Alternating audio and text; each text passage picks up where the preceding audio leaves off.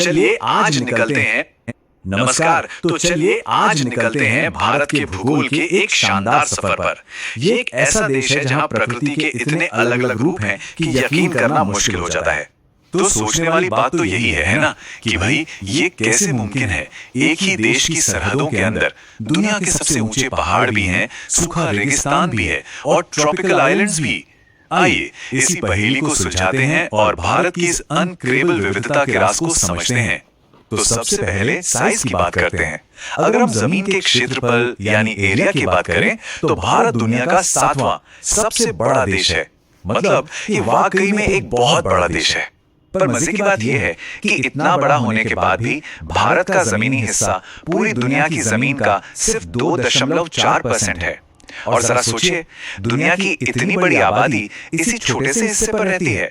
Globe पर देखें तो भारत पूरी तरह से नॉर्दर्न हेमिस्फीयर यानी उत्तरी गोलार्ध में है और इसका जो फैलाव है पूर्व से पश्चिम और उत्तर से दक्षिण वो लगभग 30 डिग्री का है। अब ये सिर्फ एक नंबर नहीं है, इसका सीधा सीधा असर हमारी रोज की जिंदगी पर पड़ता है।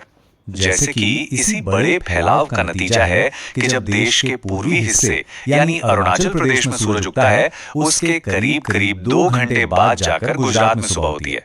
पूरे 2 घंटे का फर्क। और इसी वजह से अक्सर ये बहस भी होती है कि क्या भारत में एक से ज्यादा टाइम जोन होने चाहिए। तो ठीक है, अपना ये सफर शुरू करते हैं उत्तर से, भारत के सिर के ताज यानी हिमालय से। ये सिर्फ पहाड़ नहीं है, सोचिए ये कुदरती दीवार है जो हमारे मौसम से लेकर हमारी संस्कृति तक सब कुछ तय करती है। देखिए, हिमालय का मतलब कोई एक अकेली पहाड़ी रेंज नहीं है। इसमें एक दूसरे के पैरेलल 3 मेन रेंज हैं। सबसे उत्तर में सबसे ऊंची है हिमाद्री, जिसे ग्रेट हिमालय भी कहते हैं। दुनिया की सबसे ऊंची चोटियां यही हैं। उसके थोड़ा दक्षिण में है हिमाचल रेंज, जहां हमारे ज्यादातर खूबसूरत हिल स्टेशन हैं। और सबसे बाहर की तरफ है शिवालिक रेंज। और बात यहीं खत्म नहीं होती। हिमालय को सिर्फ उत्तर से दक्षिण ही नहीं बल्कि पश्चिम से पूरब भी बांटा गया है, और वो भी नदियों के आधार पर। जैसे सिंधु और सतलुज नदी के बीच का हिस्सा है पंजाब हिमालय, सतलुज और काली नदी के बीच है कुमाऊं हिमालय, फिर काली और तिस्ता के बीच नेपाल हिमालय, और आखिर में तिस्ता और दिहांग नदी के बीच आता है असम हिमालय। चलिए अब पहाड़ों से उतरकर नीचे आते हैं भारत के दिल की तरफ, यानी इसके विशाल मैदानों की ओर। ये वो इलाका है जो हिमालय से आने वाली नदियों की लाई उपजाऊ मिट्टी से बना है।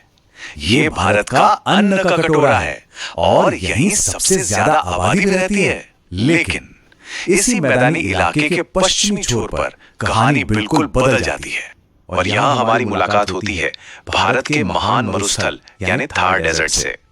ये अरावली की पहाड़ियों के पश्चिम में फैला एक बहुत बड़ा रेतीला और चट्टानी इलाका है। अब अंदाजा लगाइए कि ये कितना सूखा है। यहाँ साल भर में 150 मिलीमीटर से भी कम बारिश होती है। जाहिर है यहाँ का जीवन, यहाँ के पेड़ पौधे, सब कुछ इसी कठोर मौसम के हिसाब से ढल गया है। अब अरावली से थोड़ा पूरब और दक्षिण की तरफ बढ़े तो हम पहुंचते हैं भारत के सबसे पुराने जमीनी हिस्से पर। यह है हमारा प्राचीन प्रायद्वीपीय पठार। इसे बहुत बड़ी पुरानी मेज की तरह समझिए जो करोड़ों साल पुरानी चट्टानों से बनी है। तो अब हम इसी पठार और इसके किनारों को देखते हैं। तो इस मेज यानी पठार के दोनों किनारों पर 2 पहरेदार जैसे खड़े हैं, वेस्टर्न घाट और ईस्टर्न घाट। पश्चिमी घाट एक लंबी, ऊंची और लगातार चलने वाली दीवार जैसे हैं। इनकी औसत ऊंचाई 900 से 1600 मीटर है। वहीं दूसरी तरफ पूर्वी घाट उतने ऊंचे नहीं हैं और नदियों ने इन्हें जगह जगह से काट दिया है, इसलिए ये टूटे फूटे हैं। इनकी औसत ऊंचाई सिर्फ 600 मीटर है और ये फर्क इनकी चोटियों में भी साफ दिखता है।